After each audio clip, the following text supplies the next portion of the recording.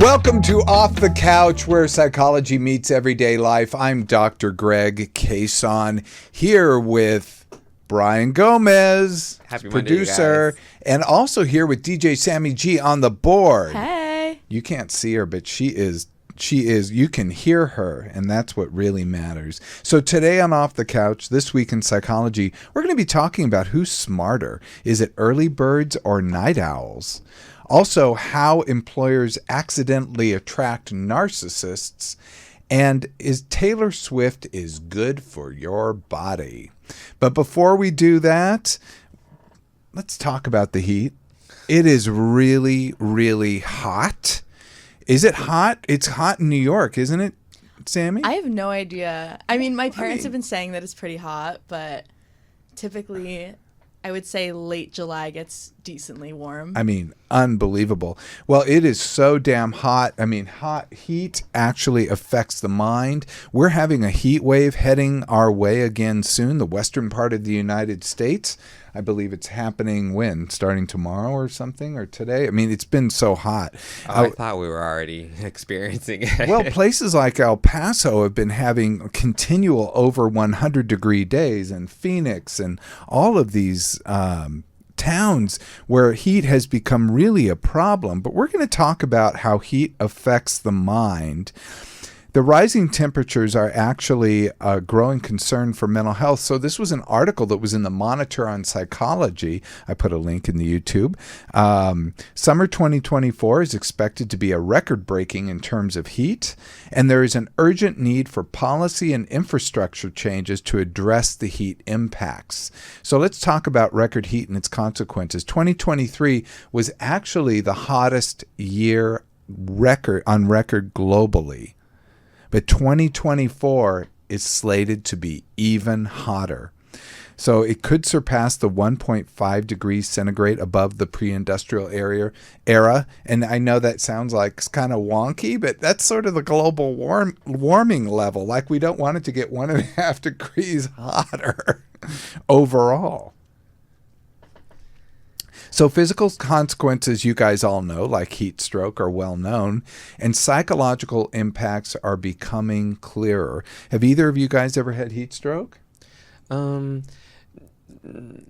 but we've been told how to prevent it, like in the military when we did certain training exercises, and it was really hot.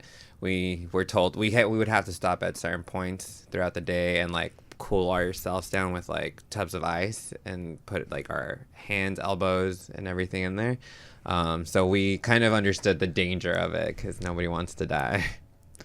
Yeah, I've had heat exhaustion, which is like a step way below heat stroke, because heat stroke is actually life-threatening. It's pretty serious.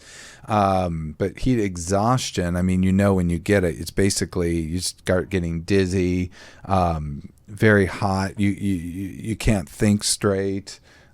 Everything just becomes a blur, and you basically know I have to get to cool immediately. But heat actually causes some psychological impacts as well. Irritability, impulsivity, and trouble concentrating are super well known. Vulnerable populations are particularly at risk, and vulnerable populations are just exactly what you think. They're the young people, very, very young, and the very, very old, as well as people who are sick or disabled, and people who just live in parts of the country that they don't have a lot of air conditioning. Do you know what parts those are? Oddly enough, it's generally the north, the northeast, the Midwest, where they don't have as much air conditioning as the South. And here in California, I mean, a lot of people, nobody where I grew up had air conditioning. I grew up in a beach town, so you didn't really need it. But now it's becoming the case that you need it more and more. And that's really a concern. Also, people who are on psychotropic medications are more sensitive to heat. Psychotropic medications are the mental health medications. It's everything but benzodiazepines. For the guys that benzodiazepines are like Valium, Xanax, what else? Ativan, those types of things. Those are benzodiazepines, but all the other psychotropic medications can be very problematic when it comes to heat. So the The key findings are mental health related emergencies. They found emergency visits actually have increased by 8% on the hottest days. That's quite a bit. That's nearly 10%. Older adults and those with substance abuse disorders are heavily affected. In fact, people who tend to use substances more and tend to overindulge in substances more. And remember, impulsivity, which can lead to using substances, can actually be much higher. Also, seasonal mood problems can be linked to summer heat. You guys have all heard of seasonal affective disorder, haven't you? Yes. Well, seasonal affective disorder is typically a depression that's associated with shorter days, less light out. I mean, just different things. Colder, you have to stay inside more. So people feel more depressed. And there may be some certain genetic as well as environmental causes. I mean, the environmental as well as just adaptive or evolutionary causes. So it seems that we know about seasonal affective disorder, when I used to live in Houston, I used to say all the time, I think seasonal affective disorder should apply to summer too, because I remember when summer would come, and Houston was one of the hottest places in the United States. I mean, just really hot. It was often there were days where it was 100 degrees and 100% humidity. And I would have to just run and hide, in our little apartment with the window air conditioner as much as I could. And I used to always think, I would feel depressed during the summertime. And what was the reason for that? Is it because I was staying in more? I thought it was the heat, because the heat was so oppressive. It's just like you couldn't get away from it. It was constantly affecting you. You slept a lot less. You couldn't eat. It was just really a hard time. You tended to lose weight, those types of things. And now they're starting to call that seasonal depression or summer-related depression, but it really should just also fall into a summer seasonal affective disorder. That's what researchers are pointing to. There are certain behavioral and cognitive changes. Heat's linked to increase in crime rates and aggressive behavior. Is that a surprise? No, I mean, you said, we're prone to get irritable with the heat, so it makes sense that more altercations occur in the heat. More altercations occur and more aggressive behavior. People tend to, again, impulsive behavior. They tend to be out more. They tend to sleep less, so they're more irritable in general. And then they can be triggered, and then they can also misinterpret things. Remember, their cognitions are not working quite as well, and we'll talk about that. Cognitive performance declines actually in higher temperatures. There was even one study done, and they looked at people. They gave them like simple math tests, and they also gave them a Stroop test. If for those in mental health know, the Stroop is a test of frontal lobe function, and that's like the area part of your brain. The frontal lobe is helping with inhibition. It's helping you hold things back, and it's also helping you make decisions, good decisions. And when it's not working, you make bad decisions.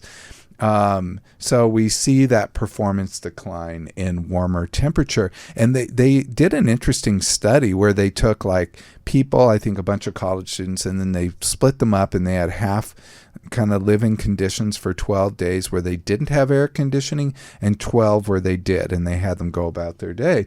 So the kind of most interesting thing to me about that was that the bottom line is that the people who didn't have air conditioning had a much poorer scoring on those tests. Their frontal lobe wasn't working as well. They couldn't add and subtract as easily, etc. It was just simply sleeping with air conditioning that made the difference. Wow, that's insane. I thought that was. And I'm sure it's affecting a lot of people that are on the streets too, that are unhoused and have like mental health issues already with the heat just taking over like that. No, it's a very, very good point. I think the people who are living in tents or have otherwise don't have a house or some kind of inside dwelling to be in are going to suffer the very, very most of all. But it's also just low income neighborhoods. We can't just say it's people who don't have a house, people who do have a house, but they don't have air conditioning, or they live in an area where there's not a lot of trees or a lot of canopy. Those people are going to suffer more from urban heat. Also, people who live in more dense urban areas like New York City, they're going to be less likely to have air conditioning, especially when they live in a very hot building. They could perhaps have a window air conditioner. But I will tell you, I know people who've paid, huge amounts of money for these apartments in New York, and they maybe can get like a window unit. I mean, it's unbelievable. That's New York for you. And it's supposed to feel like very swampy, right, during the summer? It can, yes, it can. Absolutely. They have a lot of humidity there. The good news is there are towns like Miami and Los Angeles that are taking a lot of steps to try to mitigate these problems. But, these major cities are doing it. Well, some other cities are really kind of falling down on the job. Also, we don't talk about this a lot. The heat exacerbates issues like droughts and wildfires. It impacts air quality, and pollution has been linked to mental health problems like depression and anxiety. I think I didn't even know that when I happened to look at this article. That was kind of the most. They didn't teach us that in school, and I think that was a very interesting thing. So it can affect you on so many levels. Plus, we're seeing a lot of mass migrations due to climate change that pose further risks for mental health. So it's just continually looking at different things. I found this article. This was done in the UK. They surveyed 2,000 people in London, and these were the top 10 ways they dealt with heat in the summertime. And if you know London, they also don't have a lot of air conditioning. I mean, they do in some places, but just not everywhere. I mean, these very old cities with these very old buildings, they don't always have good air conditioning. I used to laugh in New York City when I lived there that the air conditioning was awful. Like anywhere I went, it always seemed like half working. And then when I would go to Houston, every public building I walked in, it was sub-zero. I mean, I've never experienced air conditioning that worked as well as it did in that city. So that's a city that's sort of built for air conditioning. They're absolutely amazing. But the top 10 ways people stay cool, and maybe you guys, you can give me, if you don't hear yours, let me know. But sleeping on top of the blankets, I think that's a common one. Keeping all the curtains closed. That's a big one in the South when I was there. Sitting in front of a fan. I still do that. Sleeping naked. I don't know why you would have to have a heat wave to do it. Change to lighter blankets. Of course, opening up the windows, even if you sleep on the ground floor. So that's like applying to people in the cities, because you would never open up your windows on the ground floor. But people, when it's summer, they're like, screw it. Taking a cold shower just before bed. So that's good. It's lowering the body temperature. Putting a wet flannel on your head, leaving your hair wet while walking around the house, and drinking a glass of iced water before going to bed. Do either of you have any kind of tips about handling the heat in the summertime? No. No. I mean, they kind of went over what I usually do. I even got Cora, my dog, a little kiddie pool. Oh. So I, like, after we go to the dog park, she gets in it, and it's like the easiest way to cool her down as fast as I can. Taking a shower definitely works. You can feel the fresh air right after when you get out of the shower. I feel like they covered most of them. Oh, well, good. Those Londoners, they know what to do. But I just basically, I lived in a house that didn't have air conditioning, and I used to use one of those stand-up air conditioners, and it was loud and didn't do a lot. So I will say that was kind of a poor choice. The window units seemed to work better, and I just had one of those mini splits put in. That's like where they're like single room air conditioners that are attached to the outside. And I will say, and I experienced that when I went to a gym, and I was like, what is that? And they said, oh, that's one of those. They were in Japan. This was a long time ago. They were in Japan, and they experienced this air conditioning system, and the owner of the gym wanted to get that kind of air conditioning system. And I'm like, I would love to have that in my house. And sure enough, I have that now, but now they're very, very common, and they're very popular. So most people know what mini splits are now. That was a few years back. But yeah, now I love to turn that thing on. I just have it in the bedrooms, and that's where you need it. So this is an urgent public health issue, and we need to pay attention to it as a mental health issue. So a lot needs to be done. We need to plant more trees. We need to pay attention to the impacts of heat, and we need to kind of understand that heat is causing a bigger problem, both of our mental and physical health, than perhaps we give it credit for. So we all need to be prepared. And we all need to drink a lot of water. I don't think people drink enough water in general, but when it's hot, I feel like you should definitely hydrate more than you ever do. Very good point, Brian. Very good point. So, okay, you guys, who's smarter? Is it early birds or night owls? What do you think? We all think early birds get the worm. Isn't that what you always hear? Or isn't that what Ben Franklin said or someone like that?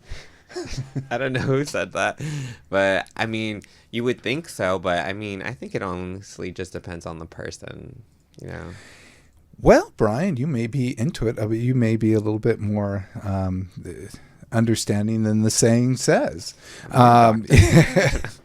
Recent studies have challenged long-held beliefs that early risers are more productive and more mentally sharp. So they did a huge study. This is another British study. So this is Imperial College of London. They looked at data from 26,000 people using the extensive UK biobank. And this is, again, I want to just always applaud. They have a national health system in England, and they're able to do these kind of massive studies that can tell us really important information. And this is actually very helpful information. We'll talk about why. They analyzed UK adults who had completed a number of cognitive tests, as well as describing themselves as a morning person or an evening person. There were also in-between people. I think I'm kind of an in-between person. I used to be a night owl, but I've become more of an in-between person. I've never been an early bird. What are you? I'm an early bird. You're an early bird. You're an early bird. Like, yeah, and I don't know if it was because I was so used to that routine in the military, but I kept it. Well, I will have to say I really struggled. I used to have to get up at, I forget, like 5:30 in the morning or something to go to school. And I remember torture. It was like torture every day. What about you, DJ Sammy G? Early bird, evening, a night owl, or are you an in-betweener? Definitely not a night owl. I'm like asleep by 10:30 or like 11 every night. I can't sleep. But, like, I wake up early, but I'm not productive early. I'd say, like, 10 a.m. to, like, 3 p.m. is my most productive hours. Oh, good for you. I'm like a noon to 6 person, believe it or not. And in fact, when I see clients, I typically see them at noon or later because I think my mind works the very best. I will see clients a little bit earlier, and I usually have to arrange my day in such a way that I can see them. But no, in general, I try to see people when I'm peak cognitive hours because I tend to veer a little bit later. So it's good to know who you are so you can structure your day in such a way. So they gave these people these tests, and this is part of huge studies. So people did all these different things, and they asked people whether morning or evening or in between when they felt most alert and productive. And they also compared that to the test. They published in the British Medical Journal, Public Health. And the research findings were that night owls tended to perform better in tasks requiring cognitive flexibility and creative thinking. This was exciting to me. You guys probably don't care about cognitive flexibility, but this is sort of the person who can they're not so rigidly held onto ideas. They can think about things in different, more creative ways, and the creative thinking goes right along with it. And so these are the people who tend to be a little bit more flexible with things, tend to see like the four corners of something. They exhibit peak mental sharpness in the evening, contrary to the tradition of the morning person being the most productive time. So it's basically, it doesn't matter to them that the morning is most productive. Like you, DJ Sammy G, I'm not saying you can't function, but I have to say I'm a pretty poor functioner before 10 o'clock. I can get up at 6, but it will be 4 hours of moving pretty slow, doing nothing, and not accomplishing a lot except breakfast. Yeah. Maybe shower and whatnot. What? You're Oh, shocked. I'm like, by noon, I want to be done with my day already completely. Yeah. I get up like at 4:45 is like my sweet spot, ideally. A.M.? Yeah. Oh my God. It's a whole little routine with the dog and getting ready for the gym before work. And yeah. Well, you should give me a call because sometimes I wake up at 4 in the morning or 5 in the morning and can't go back to sleep. Also, my mind is like going super crazy fast in the morning till I get all these ideas. I usually write stuff down in the morning that I'm like, oh, I need to do this, and this. So I work well in the morning. It does seem like night owls have a different circadian rhythm compared to early birds, and their biological clocks are naturally set to a later schedule, aligning their peak alertness with evening hours.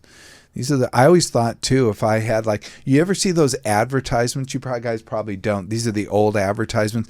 They used to say morning shift, swing shift, overnights or whatever. When I would look in the paper to try to find a job, and I used to always think a swing shift sounds really cool. It was I think swing shift was maybe from 2 p.m. or to 10 a.m. to 10 p.m. or something like that.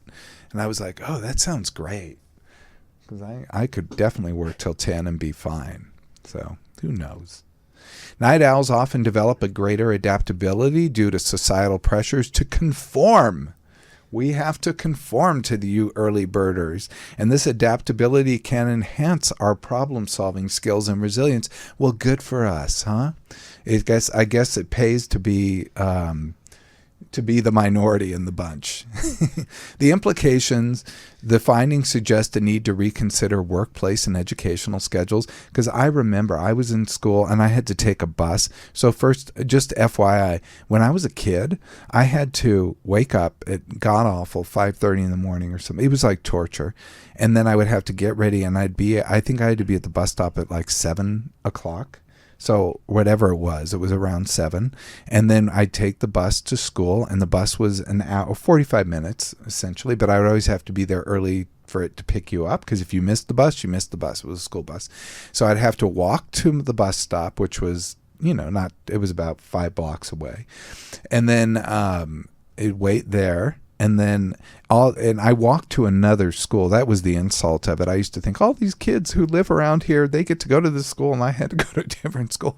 But anyway, long story short. And then I was bused to another school, 45 minutes. And then you would have to then wait for school to start because buses get there early. So it was just multi-hours about the whole thing, and then the process repeated on the way home. So I was just always in a bus, it seemed like. But we need to reconsider workplace and educational schedules. This is especially true for teenagers. We give teenagers a lot of grief. I remember my high school, they would have these really early, I think we started at 7:45, and I could never, that was first period, I could never sign up for first period. I always had to sign up for second period to start school. We had 2nd through 9th or 10th period. I can't remember what it was. I went to a very big school.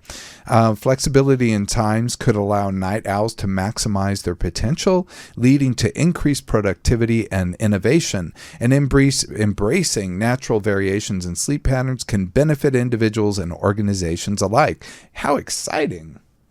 That'd be interesting to be able to go into school later. Would it be evening school? I would love it.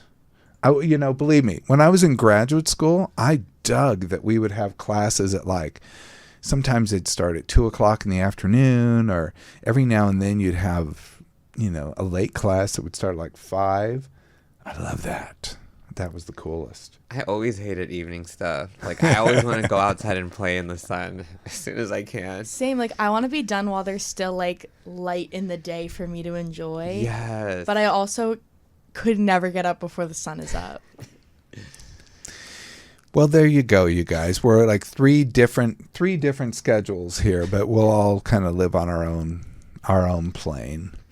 But it's good to know that at least, we used to think night owls were really at a disadvantage. And in fact, they seem to be at somewhat of an advantage. And that was just randomly given to us by research rather than so-called, quote, common sense. If you remember a study we did a while back, was that common sense is not so common and it actually can be quite wrong. And this was research telling us a completely different answer than Ben Franklin originally told us. So the next story is how employers accidentally attract narcissists. Do you think you work in a job that has a lot of narcissists in it? Well, it may be your employer, and it may be the problem and they're looking for certain keywords that attract narcissists in job postings or when they're going for recruiters. And recruiters tend to be the biggest culprits in this. Recruiters are these people who basically try to match employees with jobs, in these big jobs especially. So this is a study and research done by University of Maryland, University of South Carolina, and University of Mississippi. And they understood that when you hire a narcissist, they can be a real problem for an organization. They can do more illegal things. They can really rub other employees the wrong way. So if you have to work in a team, it can be very problematic, or it can really hurt customers. They can impress customers at first, but then it ends up hurting customer relationships later. So this is a concern in general, is narcissist, and it's something to really pay attention to. They focus, though, on the accounting field because the accounting field has the most immediate negative impact of narcissists and rule benders. Did I say that narcissists tend to break the rules a lot more? This was actually a study published in Management Science. And the key terms they put in job postings that they found that were attracted narcissists were the following words: ambitious, thinks outside the box, communicates persuasively, thinks strategically. And these words tend to attract rule benders rather than rule followers. Would you describe yourself as ambitious, think outside of the box, communicate persuasively, and think strategically? Sometimes. I know. I was like, when you were saying that, I was like, oh, snaps. Okay, that's me. Well, there you go. Are you a rule bender or a rule follower?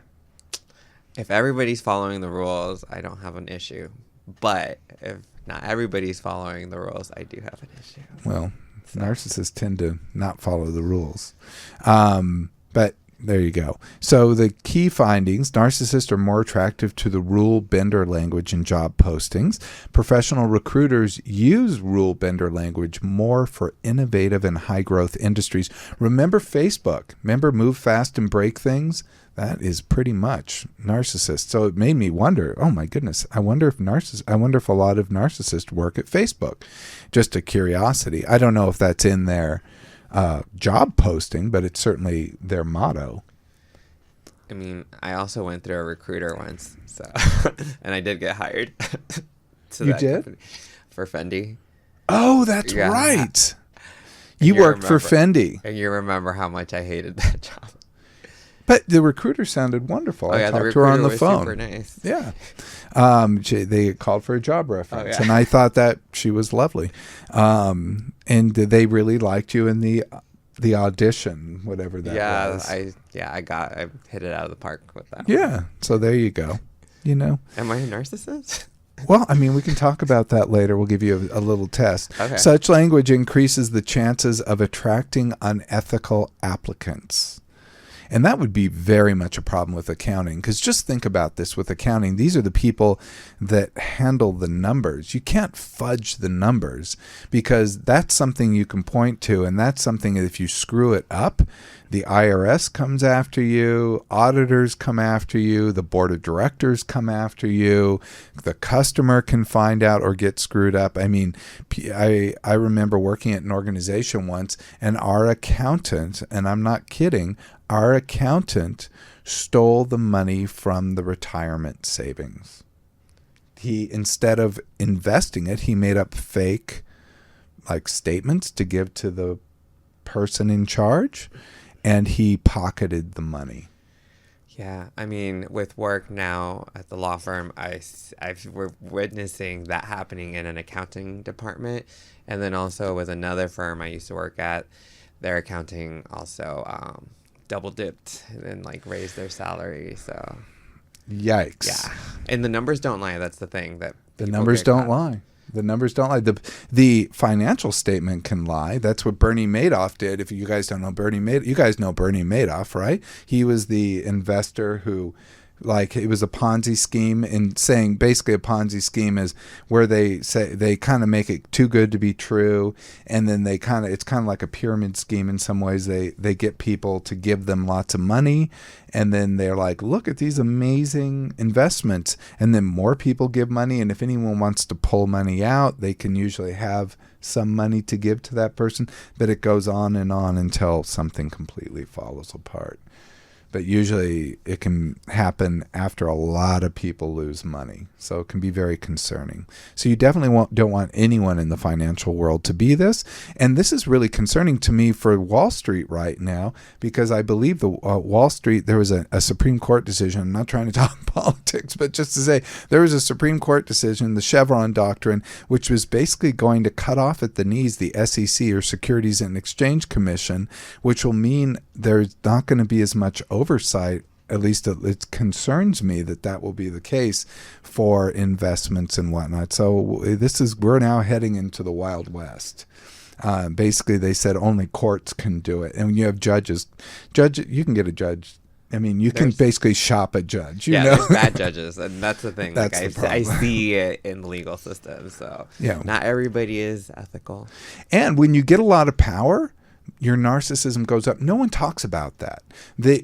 When you're in a situation where people start lauding you and giving you praise and giving you whatever you want, you start to believe your own sickness. You start to believe all of it and start to think, oh, I am that great. I am that special. I am grandiose. And that can actually increase narcissism, which can increase this bad behavior. So we really do need to be very much aware that this happens. And this can happen at any level and can happen all over the place. So it's important for recruiters, maybe number one, to be aware of language in job postings. Unintended consequences of using seductive language for narcissists can lead to some bad outcomes. So it's good not to use, what were those? Thinks out of the box. Ambitious. Think strategically. I tend to think strategically, but you know what? I don't think Machiavellian. And I think maybe that's what that's attracting.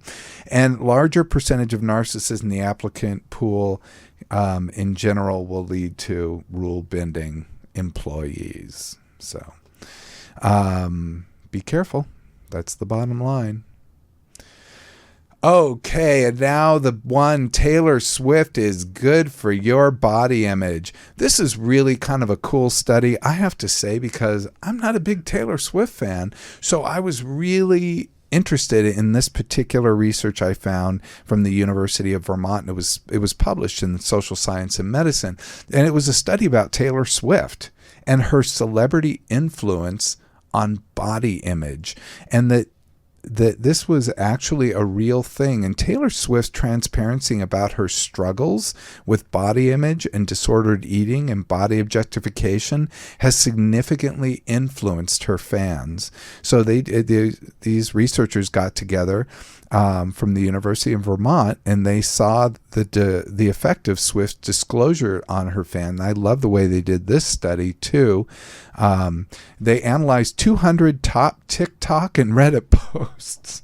So they went onto these posts, and then they looked at over 8,300 online comments, and they reviewed them.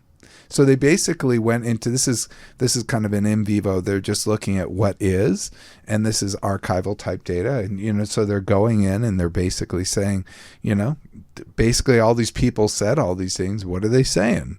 And because people can say anything, and they can be rather cruel and mean on the internet. I mean, it's amazing how bad people can be. But Swift's influence on body image and eating disorders has been really impactful. In fact, these two researchers said they could do a lifetime of research and they would have less impact than just a few words from Taylor Swift. So there is an understanding that she has power. The songs that refer to disordered eating and body image pressures that she sings, she also made a movie in 2020 called Miss Americano, where she talks about her struggles. Her fans were inspired by Swift's recovery, and a lot of people, especially women who've been female fans, feel empowered to talk about their own struggles with disordered eating and their own struggles with body image issues.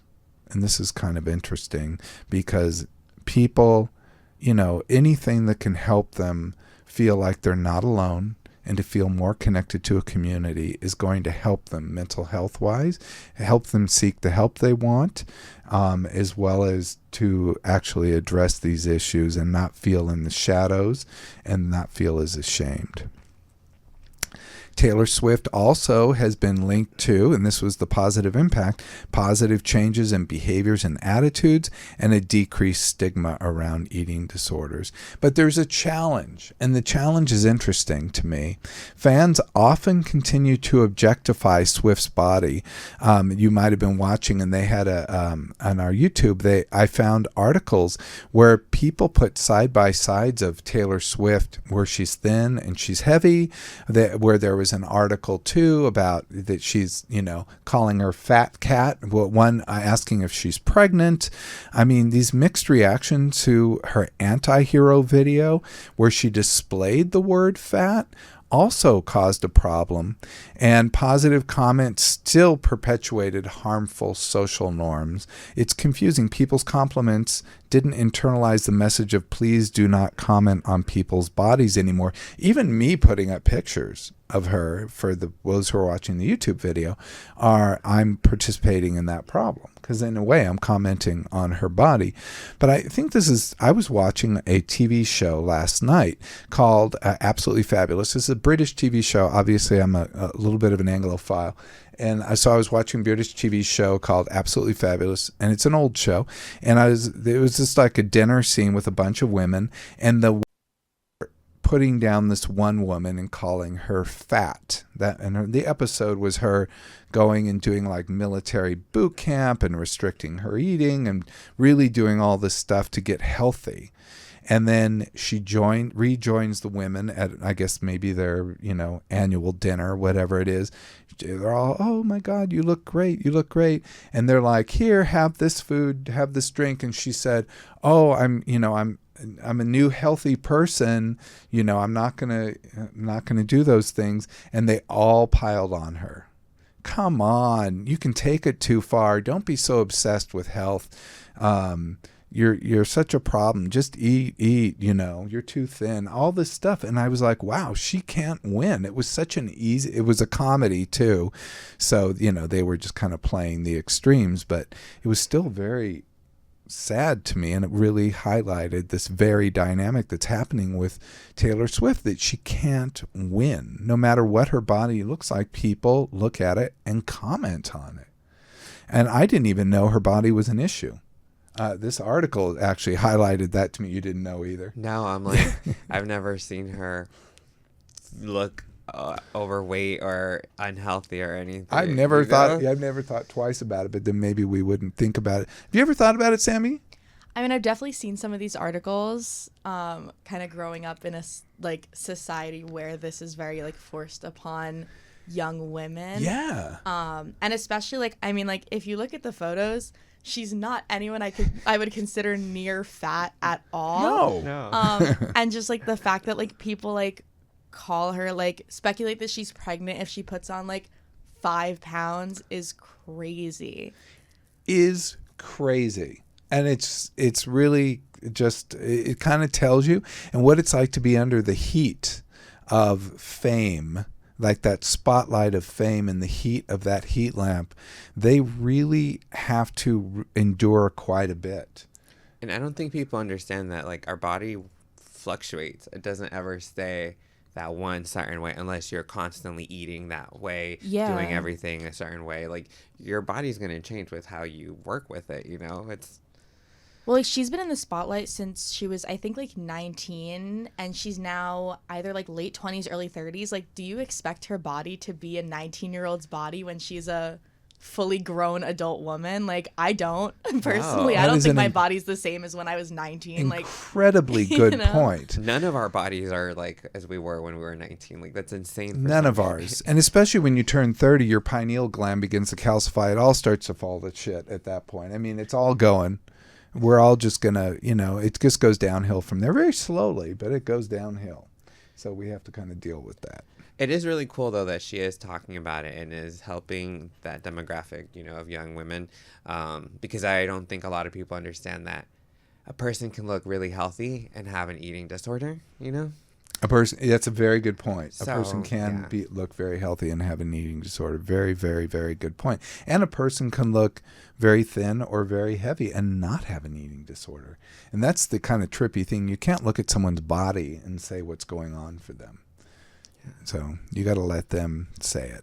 But I was happy about, because Taylor Swift has a big influence on reducing stigma, but so her body is moving naturally, and I love that. There was a guy. Do you guys remember Mr. Rogers?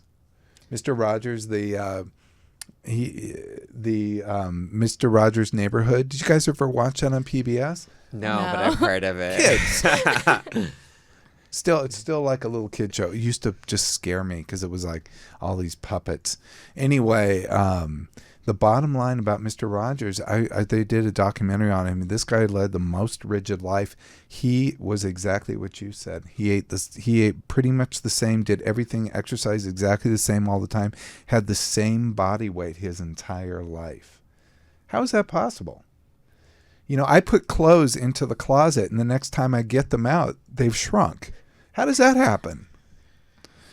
So I think she's actually reflecting a more normal person. Yeah, and I don't it happens on social media too, where people post these pictures where they look their top best, like at their peak, shredded, or Very good point. But it's not always like that, It's like maybe for a photo shoot or like vacation or something, but I don't even look like that all year around, It's insane. Yeah, nobody looks like that all year round.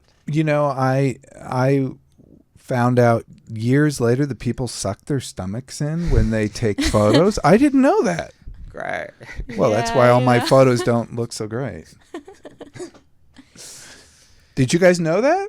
Yeah. Yeah, I'm guilty. Everybody. I'm going through like a weight loss journey myself for like the past year, and I've caught myself doing things like, especially like online. Like the other day I like deleted a picture because I was like, oh, I look really big in that photo, and I was like, why am I deleting this photo? Just because I look bigger. Like that was who I was. Like I'm not a different person because I'm like smaller or anything. So I definitely think that everyone does that a little bit. Good for you, DJ Sammy G. You didn't delete it, right? No, I didn't delete it. Good for you. Good for you. I think that's great. Yeah, we need to see differing body images. We need to see people that fluctuate. And you know what? We if you are on an intentional weight loss journey, then we need to give you a little back pat, to say good job for what you're doing. And if it's not intentional, then that's probably more of a concern. It's very intentional. Good. Yeah. I'm finally going to the gym and everything. It's very healthy. Good for you. And you guys can't see, but she's sitting here with her giant Stanley Cup. She used to have a smaller one, but now this one's gotten bigger. I bet the next one will be like probably 2 stories tall. Probably. Yeah, it is important. Taylor Swift isn't the only celebrity to address this. I mean, a lot of people will know a famous, I think it was a Time cover back years ago, where Jamie Lee Curtis, who was like in the original Halloween and has gone on to do a million things, but she did a photo shoot where she was on the cover in just her underwear, bra and panties, and she didn't have any airbrush or makeup or anything, just to show, because she's considered a very attractive woman and she had a great body. She was showing what it looks like without all the enhancements. And that blew the tops off the nation. This is back when everyone kind of read the same magazines and got the same news. And believe me, Jamie Lee Curtis, everyone was just stunned. Yeah. So, it's just like, oh, she's a normal person. That's great. Helen Mirren, on the other, you guys know who she is. She's an actress, British actress.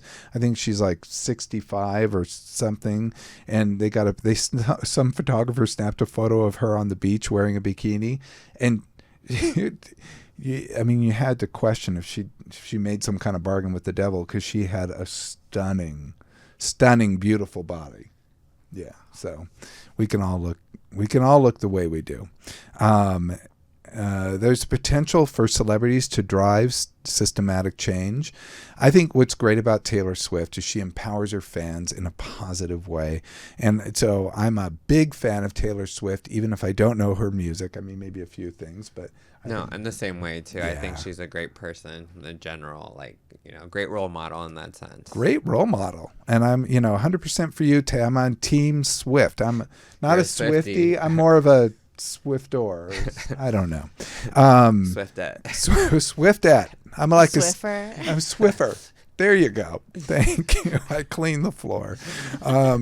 So highlights and the limitations, their individual efforts against systemic issues. We need to understand that we all need to do different things. I wrote this really convoluted sentence. Let me interpret it. We all need to do things to help this situation, to help things.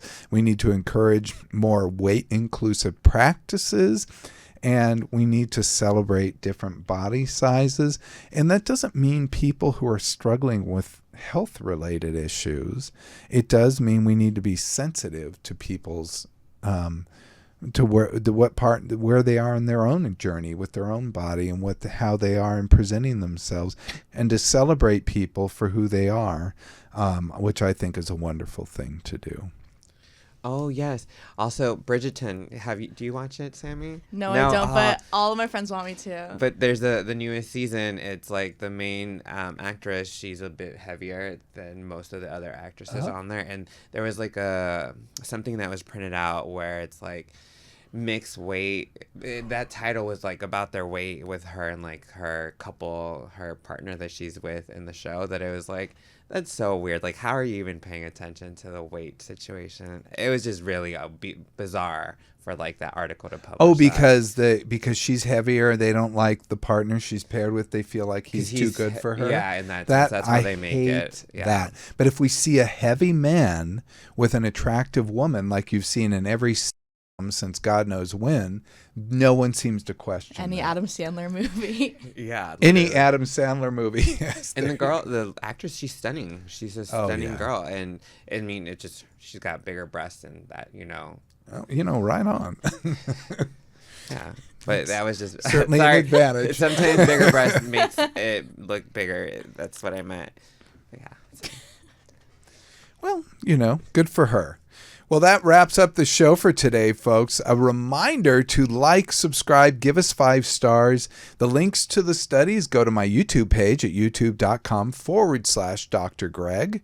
And also, if you have any questions or topics you'd like us to cover, you can hit me up on socials at Ask Dr. Greg, or go to my website, drgreg.com, fill out a contact form if you have something you want us to discuss on the show. We'd love to do it.